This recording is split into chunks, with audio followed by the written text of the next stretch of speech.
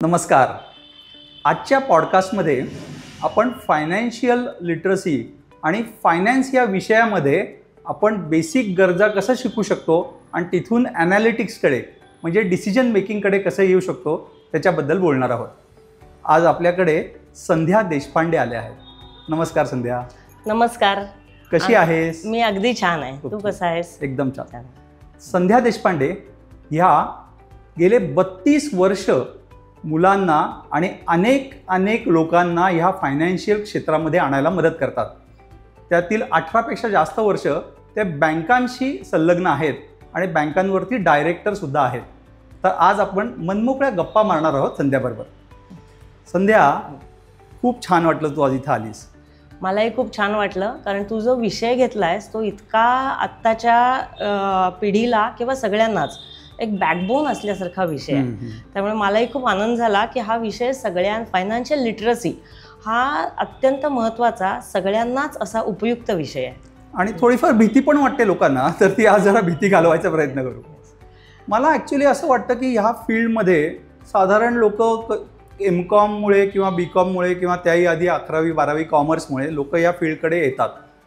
पण ते नेमकं तेव्हा त्यांची मानसिकता काय असते, ते कसं शिकतात, त्यांनी शिकायची गरज आहे का, असे काही छोटे छोटे प्रश्न मला आता मनात आहेत. त्याच्याबद्दल काय सांगशील? आता खरं म्हणजे फायनान्स शिकताना कुठल्याही कॉमर्स MCOM याची काही गरज नाही. कारण मी नेहमी सांगते की आपण पैसा कमवायला कधी लागतो. मुलं म्हणतात, लोक म्हणतात मी नोकरीला लागल्यावर, बिझनेस केल्यावर. मी म्हणते अजिबात नाही. मूल जेव्हा जन्मतं ना आनंद, तेव्हापासून ते पैसा मिळवायला लागतं. सोप्या भाषेत सांगायचं झालं तर मूल जन्माला आलं की आजकाल मूळ देखे म्हणून कोणीतरी 500 रुपये तरी देतं. त्या मुलाला ते माहिती नाही आहे, पण तेव्हापासून त्या आई वडिलांनी त्याचं सेव्हिंग करायला हवं. मग आता फायनान्स हा इतका डेलिकेट विषय आहे, कारण फायनान्शियल लिटरसीवर तुमची फायनान्शियल सिक्युरिटी अवलंबून आहे. की मग ती फायनान्शियल सिक्युरिटी इंडिव्हिज्युअल असेल, प्रोफेशनमध्ये असेल, सामाजिक असेल, तर सगळ्या, कारण शेवटी मराठीत ज्याला आपण म्हणतो लक्ष्मीची ताकद अफाट आहे, बरोबर, त्यालाच आपण इंग्लिशमध्ये फायनान्स म्हणतो. अजून काय, तर जितक्या लवकर तुम्हाला फायनान्स कळावा, जितक्या लवकर तुम्हाला पैसा कळावा, त्याच्यावरती तुमची सगळी ती लिटरसी अवलंबून आहे. त्याच्यासाठी कॉमर्स किंवा MCOM MBA याचा फ्रँकली स्पीकिंग काही संबंध नाही. पण आता मला सांग की शालेय माध्यमातनं किंवा पुढे कॉलेजमध्ये आल्यावरती नेमकं कशा पद्धतीने ही मुलं शिकतात? कारण का शेवटी ते हर्डल्स म्हणू आपण की ते शिकल्याशिवाय आजकाल करिअर नाही. तर नेमकं ते शिकताना त्यांनी काय केलं पाहिजे, कशा पद्धतीने शिकलं पाहिजे? थोडं बुकिश शिकणं असतं, थोडं व्यावहारिक शिकणं असतं, तर त्याच्यावरती नेमकं कशा पद्धतीने तयारी करावी? बरोबर. मला असं वाटतं की लहानपणापासून त्या मुलांना जसं आपल्याला हिंदी इंग्लिश हे विषय आहेत ना, तसं एक त्यांना फायनान्स, आता अगदी लहान मुलं आहेत त्यांना फायनान्शियल लिटरसी हे फार मोठं वाटतं, परंतु पैसा आणि त्याचं महत्त्व, बरोबर, हा एक, जसं आम्हाला शाळेमध्ये शिवण होतं, गाणी संगीत होतं, तसं एक पैसा आणि त्याचं महत्त्व असे ग्रेडसाठी एक विषय द्यायला हवा. आता करिअर हा विषय फार वेगळा आहे. म्हणजे अकॅडमिक करिअर आणि प्रोफेशनल करिअर हे दोन मार्ग आहेत. बरेच वेळेला अकॅडमिक करिअरवर प्रोफेशनल करिअर अवलंबून असतं, परंतु कधी कधी अकॅडमिक करिअर वेगळं होतं आणि प्रोफेशनल करिअर वेगळं होतं. अगदी. हां, की उदाहरण घेऊया की आता मी स्वतः हाडाची शिक्षिका आहे. बँकेमध्ये 18 वर्ष डायरेक्टर म्हणून होते, त्यामुळे प्रॅक्टिकल फायनान्स हे त्या बँकेने मला खूप शिकवलं. मुलांना मी मार्क्स मिळवण्यासाठी अकॅडमिक टीचिंग करते, ते मला करायला लागतं. मग त्यामध्ये काय होतं की मुलांना बेसिक फंडामेंटल्स जे आहेत, अकाउंटन्सीचे म्हणा, टॅक्सेशनचे म्हणा, कॉस्टिंगचे, हे आमचे अकॅडमिक विषय आहेत. त्याचं इम्प्लिमेंटेशन ज्या वेळेला आपण आपल्या बिझनेसमध्ये करतो, प्रोफेशनमध्ये करतो, हे करताना practical plays very much important role. म्हणून अकॅडमिक करिअर हे प्रोफेशनल करिअर होतं असं नाही. छोटंसं उदाहरण देते. इडली द ऑर्किड नावाचं पुस्तक कदाचित तू वाचलं असेल, विठ्ठल कामत, की जे IIT मधनं, पण त्याच कुठल्या क्षेत्रामध्ये शिरलं. त्यामुळे अकॅडमिक फूड इंडस्ट्रीमध्ये मोठं नाव केलं, बरोबर. पण फूड इंडस्ट्री, कुठलीही इंडस्ट्री असू दे आनंद, त्याचा बॅकबोन जो आहे ना ते फक्त आणि फक्त पैसा आहे. हम्म. म्हणजे मी आमच्या विद्यार्थ्यांना नेहमी सांगते किंवा कधी कॉर्पोरेट्समध्ये गेले तर एक फायनान्सची छोटीशी भाषा आहे. हम्म. 1 लाखाचे 2 लाख रुपये व्यवसायात व्हायला फार वेळ लागतो, पण 100 कोटीचे 200 कोटी पटकन होतात. हम्म. त्याला कारण असं आहे, बिझनेस प्रोफेशन यामध्ये मॅक्सिमम आपले जे हर्डल्स आहेत ते पैशांनी टॅकल करता येतात. हम्म. सॉल्व करण्यासाठी वेगवेगळे मार्ग आहेत, पण तो ते टॅकल करता येतात. म्हणून शाळांपासून, जसं आत्ता तू म्हणाला, असा फार छान प्रश्न आहे की शाळांच्या माध्यमांपासून, म्हणजे मी तर म्हणते इयत्ता पहिलीपासून त्यांना पिगी बँक द्यावी, त्यांना शिकवावं की त्या तुम्ही रोज 1 रुपया घाला. त्यांना माहीत नाही की त्याचं इन्व्हेस्टमेंट काय, SIP काय, हा फार वेगळा विषय आहे. परंतु आधी साठवणूक म्हणजे काय, मानसिकता तशी, मानसिकता. कारण पैशाची मानसिकता, पैसा वाचवला तर तो वाचेल आणि तो वाचला तर तो आपल्याला वाचवेल. नक्कीच. हे साधं गणित फायनान्शियल मॅनेजमेंट खूप आहे. छान, खूप छान. आता हे सगळंच आपण शालेय आणि कॉलेज या लेवलला आपण विचार केला. कितीतरी लोक मी आता बघतो की ज्याला आपण डोमेन स्किल्स किंवा फंक्शनल स्किल्स म्हणून, कोणी मॅन्युफॅक्चरिंग कंपन्यांमध्ये असतं, कोणी बँकांमध्ये, कोणी अकाउंटन्सीमध्ये, कोणी सेल्समध्ये. आता ह्या सगळ्यांनाच खरं पैसा हा निगडीत आहेच आहे. Yes. आता साधारण काम करता करता 2, 5, 10 वर्ष होतात आणि मग वाटतं की अरे बापरे, ते फायनान्सवाले, ते अकाउंट्सवाले आपल्याला काही कळत नाही, CA काय करतात एक्झॅक्टली लक्षात येत नाही. त्याच्यामुळे कंपन्यांमध्ये काम करणारी लोक फायनान्सच्या क्षेत्रापासून थोडे दूर आहेत असं वाटतं. आता त्यांनी त्यांचं क्षेत्र निवडल्यानंतर त्यांना अकाउंटिंगमध्ये किंवा फायनान्सिंगमध्ये येणं शक्यच नाही आहे का? म्हणजे नंतर हा विषय शिकता येत नाही का? अगदी चुकीचं आहे की शिक्षण घेण्यासाठी डिग्रीची एक तर आवश्यकताच नसते.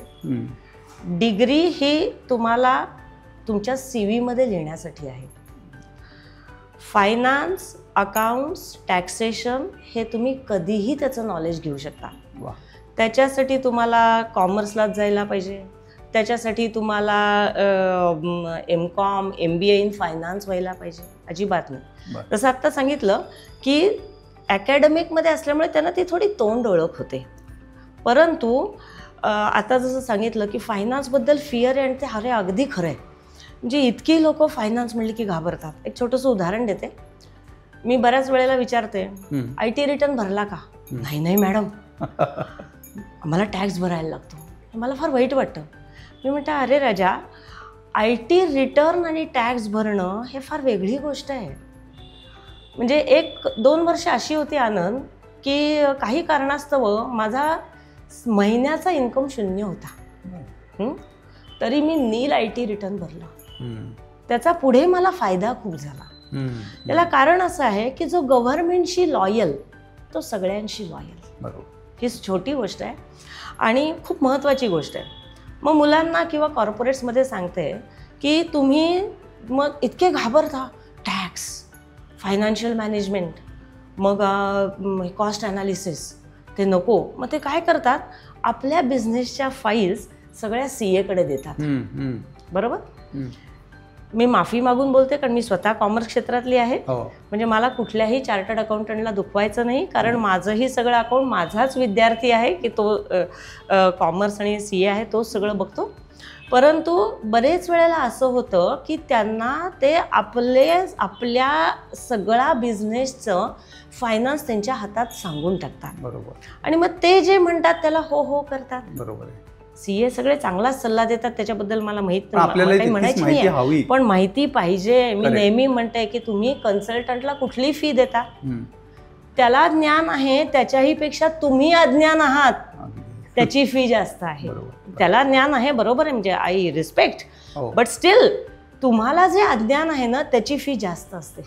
पण आता हे जे अज्ञान तू म्हणालीस आणि आपण जे म्हणतोय की लॅटरल्स आपण त्याला म्हणू आता, की जे लोक ऑलरेडी इंडस्ट्रीमध्ये आहेत, तर नेमक्या अशा काही आठवड्यांमध्ये, काही महिन्यांमध्ये असे कुठले विषय त्यांनी लक्ष द्यावं की ज्याच्यामुळे त्यांना ही भीती दूर होईल, ते अज्ञान जरा दूर सारता येईल आणि याच्याकडे एका वेगळ्या डोळस पद्धतीने बघता येईल? असे काही नेमके विषय सांगू शकशील? अगदी सांगते की बिझनेसमध्ये फायनान्स आणि मॅनेजमेंट अकाउंटिंगची टूल आहेत. Accounts, advance account, management account, हे थोडं वेगवेगळं आहे. अकाउंटन्सीमध्ये सगळं बेसिक्स असतं, जसं आपण म्हणतो डेबिट क्रेडिट, की लोकांना भीती वाटतं. आपल्या लहानपणी आपले आजी आजोबा जमा खर्च लिहायचे, तेच डेबिट क्रेडिट आहे, बाकी काही नाही. पैसा कुठून आला आणि तो कुठे गेला, लोकांना हिशेब ठेवायची भीती वाटते. तर त्याचे हिशेब कसे लिहायचे, सोप्या भाषेत कॅश अकाउंट मेंटेन कसं करायचं, क्रेडिटर्स अकाउंट मेंटेन कसं करायचं, म्हणजे ज्याला मोठ्या लँग्वेजमध्ये अकाउंट्स रिसिवेबल आणि अकाउंट्स पेएबल मॅनेजमेंट आपण म्हणतो, ती 2 पिलर आहेत. ARAP असे एक्झॅक्टली. सोप्या भाषेत काय आहे की संबंध इकॉनॉमीवर का आनंद, सगळी इकॉनॉमी 2 शब्दावर अवलंबून आहे. एक म्हणजे डिमांड, दुसरं म्हणजे सप्लाय.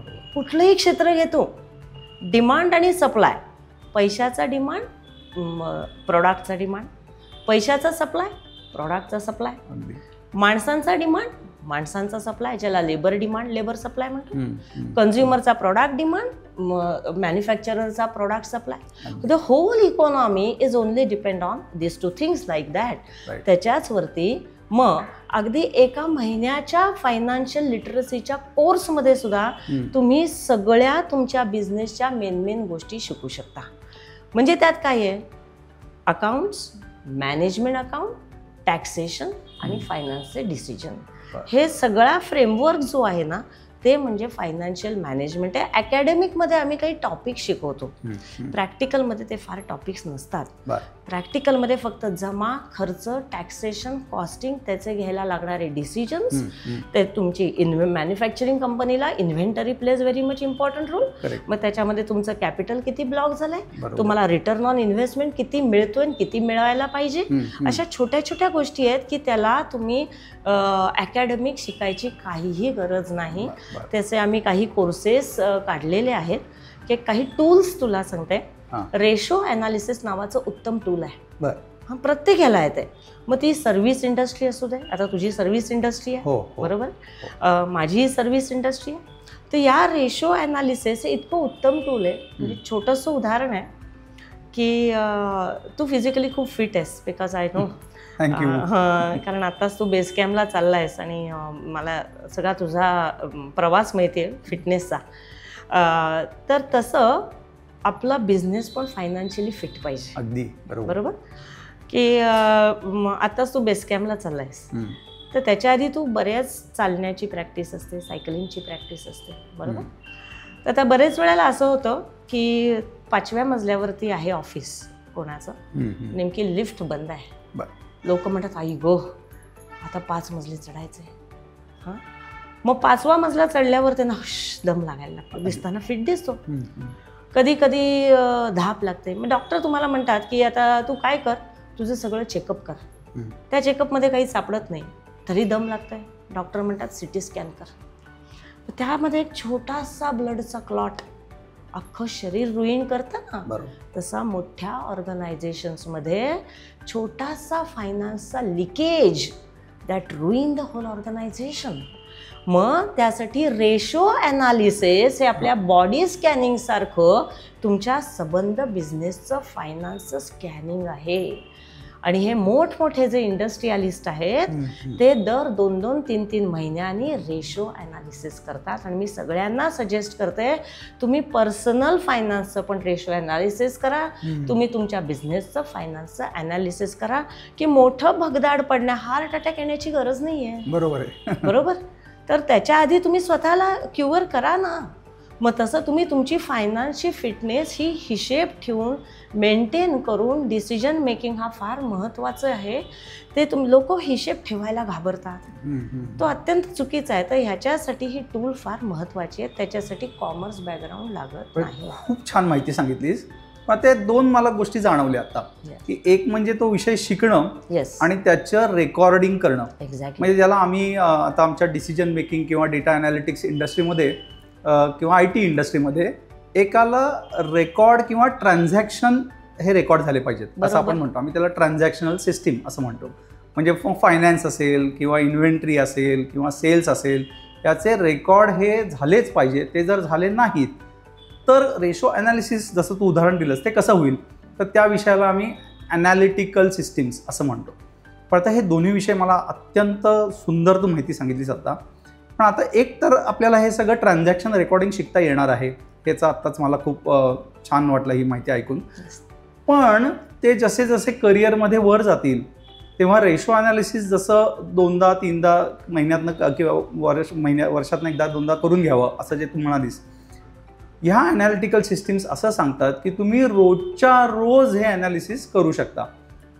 मला तुला असं विचारायचं आहे की मग हे ॲनालिटिकल सिस्टीम्स करणं टेक्निकली तर शिकणं तसं सोपं आहे, पण फंक्शनली नेमके कुठले मुद्दे ॲनालाइज केले पाहिजेत, मग ते रोज करा किंवा आठवड्याला करा किंवा महिन्याला करा, तर त्या गोष्टी कशा शिकता येतील? कारण एक रेकॉर्ड किपिंग आहे म्हणजे ट्रान्झॅक्शन्स, आणि एक रेशो ॲनालिसिस सारख्या गोष्टीत म्हणजे ॲनालिसिस. नेमकं कशाचं ॲनालिसिस करायचं? खूप छान प्रश्न आहे हा. आपण बिझनेस हा नेहमी एक्सपेन्सेसपासून स्टार्ट होतो. बिझनेस कधीही इन्कमपासून स्टार्ट होत नाही. कुठलाही प्रोफेशन हा पण एक्सपेन्सेसपासून स्टार्ट होतो. छोटंसं उदाहरण बघूया. तू इतकं छान ऑफिस केलेस, थँक्यू, आणि खूप मोठी अमाऊंट तू यात इन्व्हेस्ट केलीस, बरोबर? मग त्याला आपण ॲसेट्स म्हणू. समजा लोन घेतलं असेल त्यावर काही, तर त्या लायबिलिटीज आहेत.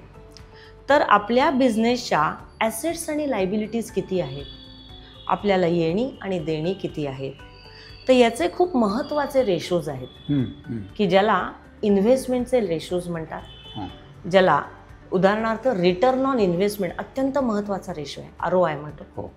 तसंच आपला बिझनेस सधन हवा, ज्याला आपण इंग्लिशमध्ये सॉल्व्हन्सी म्हणतो. तर या ॲसेट्समध्ये पण प्रकार आहेत बरं का आनंद. काही ॲसेट्स लॉंग टर्मचे आहेत, ज्याला आम्ही फिक्स ॲसेट्स म्हणतो, आणि काही शॉर्ट टर्मचे ॲसेट्स असतात, ज्याला आम्ही करंट ॲसेट्स म्हणतो, की ज्याचा एनकॅशमेंट पिरियड हा 1 वर्षाचा आहे, त्याला आम्ही करंट ॲसेट्स म्हणतो. मग तुझी लॉंग टर्मची सॉल्व्हन्सी आणि शॉर्ट टर्मची सॉल्व्हन्सी, सधनता, ही फार महत्त्वाची आहे. अगदी. हां, मग त्यात काही करंट रेशो आहेत, लिक्विड रेशो आहेत, लिक्विडिटी रेशो आम्ही म्हणतो. त्याचबरोबर लॉंग टर्मचे डेट इक्विटी रेशो आहे.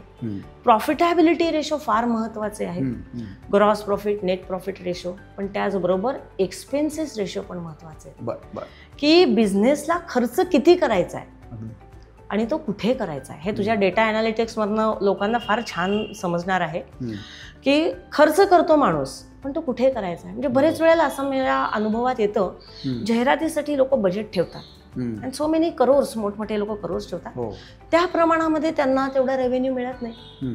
मग सेल्सच्या लोकांनी त्याच्यावर विचार करायला हवा.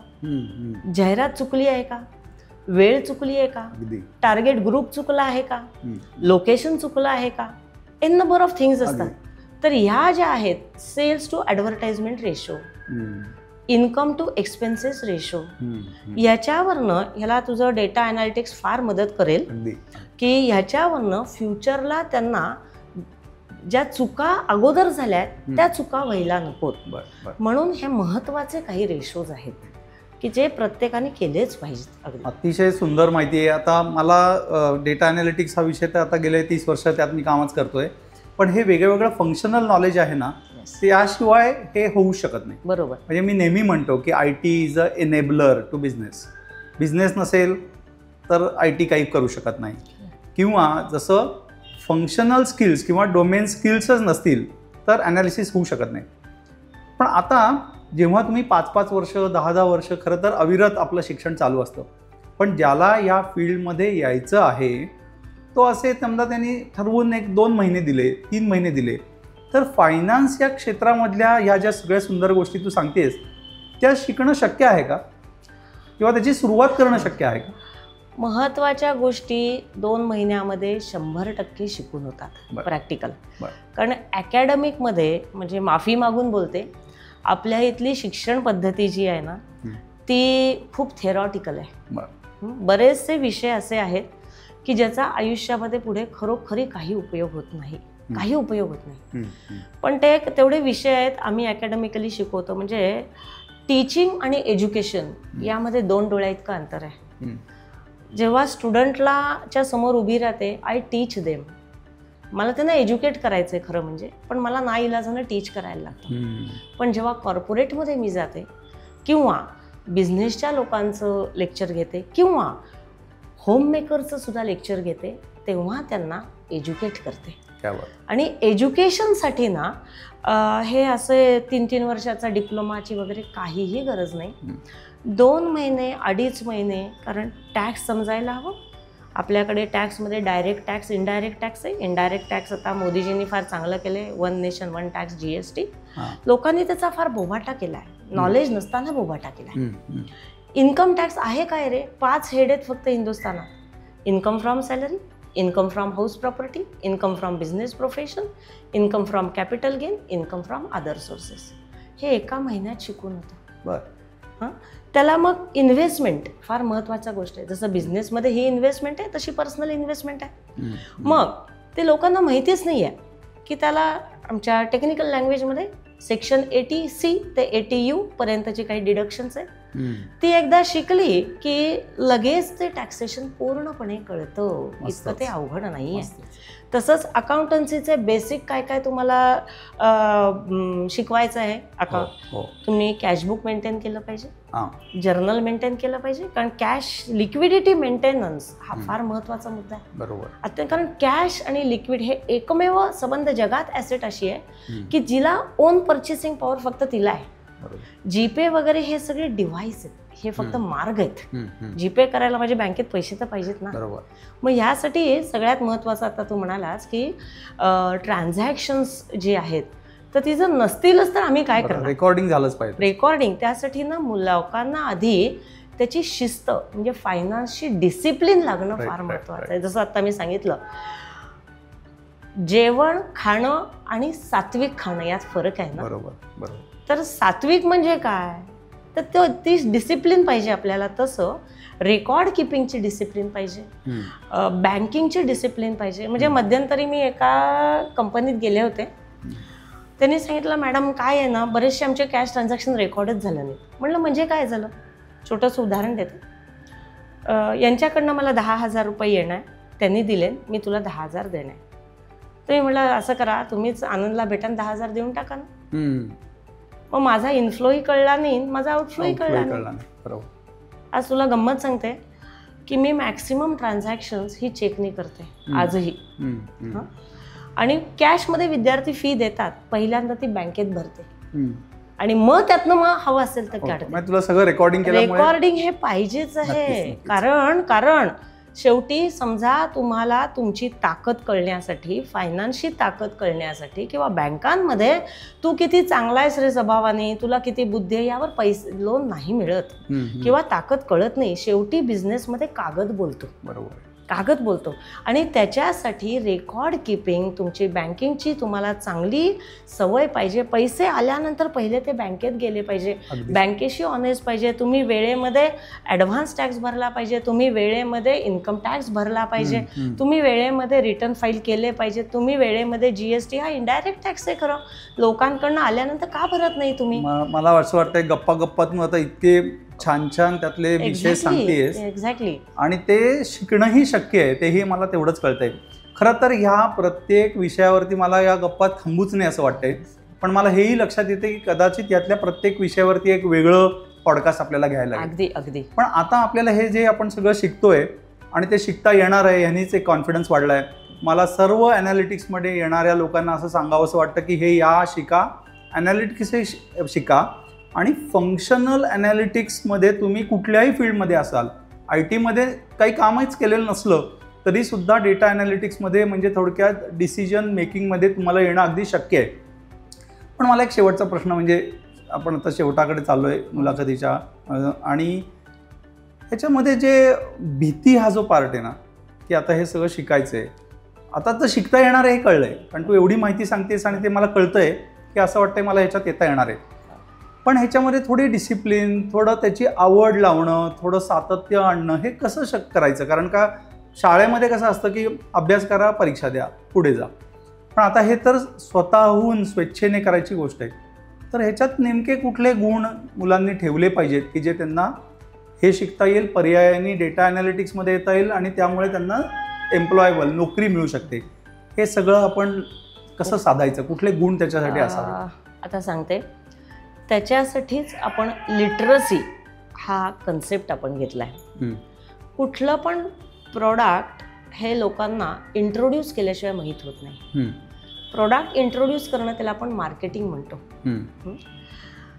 तर बऱ्याच वेळेला काय होतं, एखादं प्रोडक्ट फिअर पिक्चरनीच मार्केटिंगमध्ये येतं. हां. आणि त्याची फिअर त्याच्या मनामध्ये यायला लागते.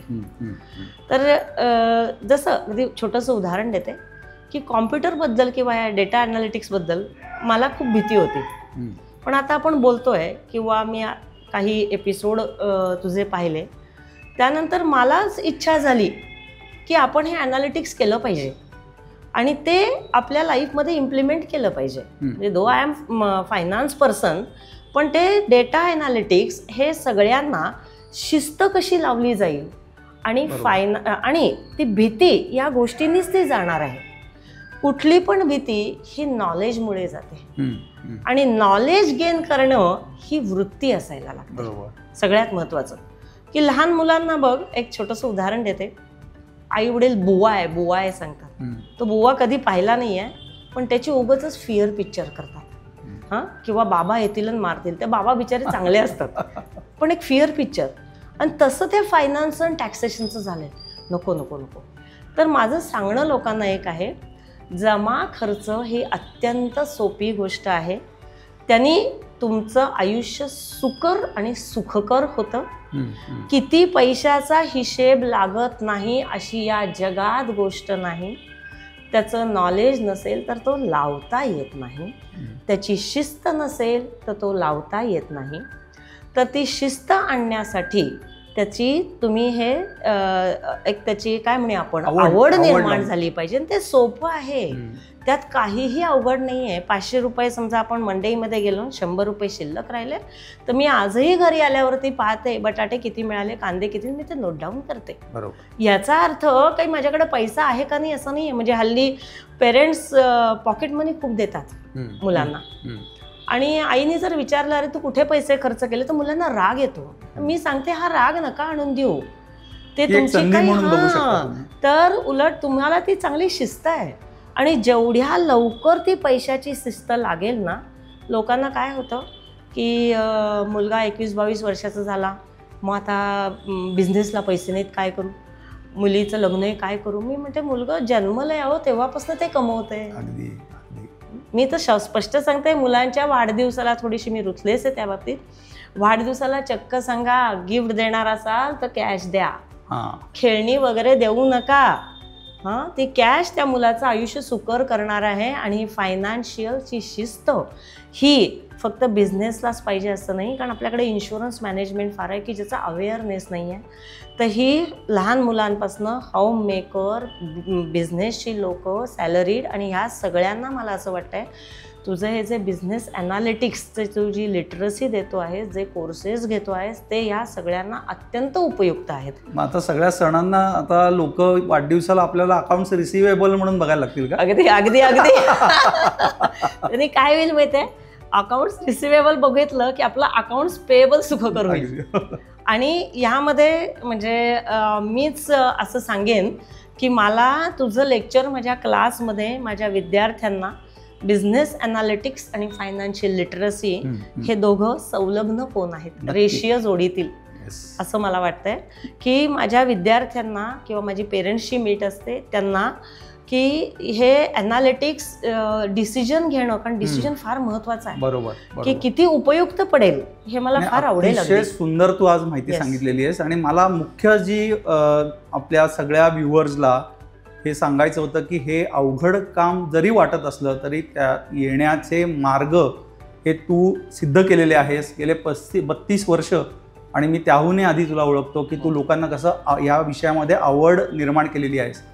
त्याच पद्धतीने ते जर शिकले आणि त्यांनी ॲनालिटिक्स या विषयाकडे बघितलं तर जे नुसते AI, ML, आर्टिफिशियल इंटेलिजन्स असे जे सगळे आता शब्द आहेत, मशीन लर्निंग किंवा डेटा सायन्स, हे सगळे भीती घालवणे आणि मग जर का आपण त्या निमित्ताने या करिअरमध्ये जर येऊ शकलो तर त्याचं त्यांना नोकरी म्हणून आणि थोडा मोठा शब्द होईल पण समाजालाच ॲक्च्युली त्याची खूप जास्ती मदत होणार आहे. आज आपण पुढे चाललेलो आहोत, इकॉनॉमिकली सगळे पुढे चाललो आहोत, पण नेमकं काम कोण करणार? तर अशा छोट्या छोट्या मार्गातनं तू आम्हाला त्याची संधी दाखवली आहेस, मार्ग दाखवला आहे. मला जाता जाता तू आपल्या व्ह्युअर्सला काही थोडक्यामध्ये मार्गदर्शन करू शकशील? तर आता फायनान्शियल लिटरसी हा इतका महत्त्वाचा विषय आहे की त्याच्यासाठी कॉमर्स किंवा अकाउंटन्सीची, टॅक्सेशनची भीती बाळगण्याचं काहीही कारण नाही. अकॅडमिक शिकण्याचंही ते कारण नाही, तर होममेकर, लहान मुलं, विद्यार्थी, प्रोफेशनल, बिझनेसमन, इंडस्ट्रियलिस्ट. कारण फायनान्स हा आणि फायनान्शियल मॅनेजमेंट हा सगळ्या व्यवसायाचा, स्वतःच्या आयुष्याचा हा बॅकबोन आहे. तर तुम्ही जे काही तुम्हाला भीती वाटते ती भीती पूर्णपणे डोक्यातनं काढून टाका. फक्त ते जमा खर्च आणि बँकिंगच्या सवयी, टॅक्सेशनच्या सवयी इतकं तो सलगता आणि सोपं आहे. तर यामध्ये शिरताना किंवा तुम्हाला फक्त आणि फक्त जमा खर्च कसा लिहावा, टॅक्सेशन कसं आहे ही फक्त तुम्हाला शिकायचं आहे, की ज्याच्यासाठी तुम्हाला कुठल्याही भीतीची काहीही आवश्यकता नाही. संध्या, खूप खूप धन्यवाद. इतका अवघड विषय इतक्या सोप्या पद्धतीने तू समजावून सांगितलास आणि नेमकं त्याच्यात यायचं कसं हे सुद्धा सांगितलंस. अनेक अनेक धन्यवाद. मीही खूप धन्यवाद म्हणते आनंद, कारण आपण एकमेकाला 40 वर्षापासून ओळखतो आहोत, पण अशी बौद्धिक चर्चा आज पहिल्यांदा झाली.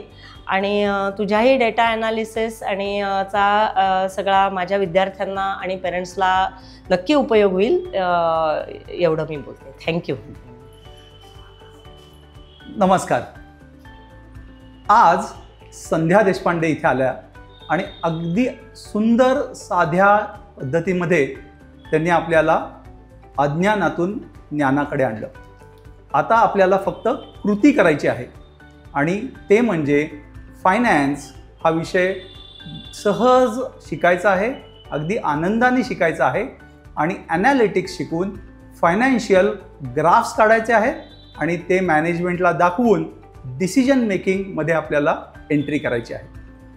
धन्यवाद.